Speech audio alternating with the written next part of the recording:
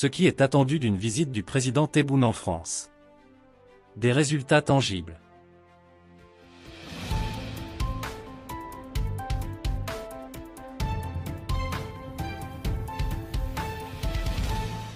Comparativement aux succès qui ont couronné les récentes visites du président Abdelmadjid Tebboune en Russie, au Qatar, en Chine, en Turquie, en Italie et au Portugal, la barre est placée bien haut quant aux attentes algériennes de sa visite d'État prévue en France.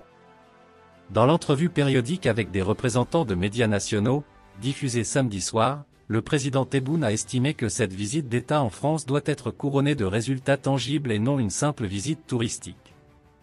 Pour la France, je n'irai pas pour défiler sur les Champs-Élysées avec la garde républicaine. J'irai pour renforcer les relations entre les deux pays, ouvrir de nouvelles pages et fermer d'autres anciennes, et non pas pour annuler ceci ou cela, a-t-il déclaré. Le président Tebboune a précisé que cette visite n'a pas été annulée. Nous attendons le programme de la visite de la part de la présidence française. Le président Tebboune a parlé des visites officielles effectuées récemment dans plusieurs pays amis, dont la République populaire de Chine, qu'il a qualifié de pays fiable. Il a fait savoir que le président chinois, Xi Jinping, avait affiché sa confiance quant à la nouvelle orientation adoptée par l'Algérie. À propos de l'adhésion de l'Algérie au groupe des BRIC, le président Tebboune a affirmé que la Chine, la Russie, l'Afrique du Sud et le Brésil y étaient favorables. Gare à l'effusion de sang au Niger.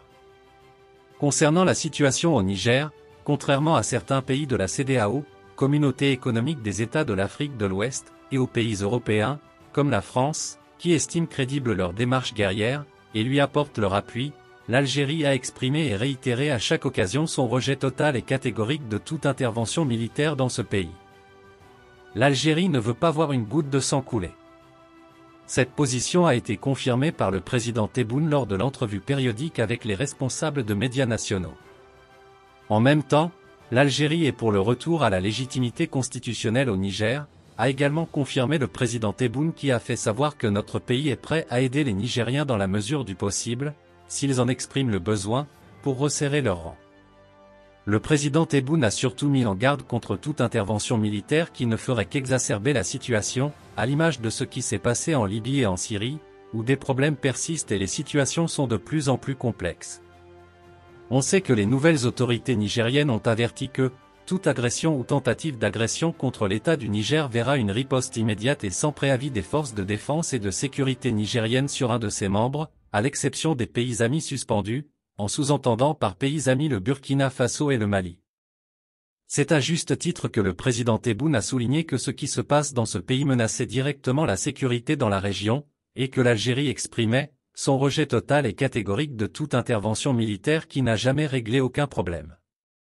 Aucune solution n'est envisageable au Niger sans la participation de l'Algérie, car concernée par ce qui se passe dans ce pays voisin, a-t-il martelé, affichant la disposition de l'Algérie à aider les Nigériens à rétablir la légitimité constitutionnelle. Forte de son armée, l'Algérie capable d'assurer sa sécurité. En réponse à une question sur la situation embrassée le long des frontières sud de l'Algérie, le président Tebboune a affirmé que l'Algérie est capable de faire face à cette situation grave, forte de son armée puissante, qui est aux aguets de quiconque s'approcherait de ses frontières, rappelant le principe de non-ingérence dans les affaires intérieures des autres pays, adopté par l'Algérie. Pour rappel, les nouvelles autorités nigériennes ont dénoncé le 4 août plusieurs accords conclus avec la France dans le domaine de la sécurité et de la défense. Paris a ainsi 30 jours pour évacuer ses militaires. Le site russe Sputnik rappelle que la France a déjà rapatrié 577 de ses ressortissants le 1er et le 2 août et qu'à l'heure actuelle, elle compte 1500 soldats déployés au Niger dans le cadre de la lutte contre le terrorisme. Niamey a déjà suspendu la diffusion au Niger de RFI et de France 24. Quant à l'ultimatum de la CEDEAO, il a expiré hier. Merci de bien vouloir activer la cloche et de cliquer sur j'aime.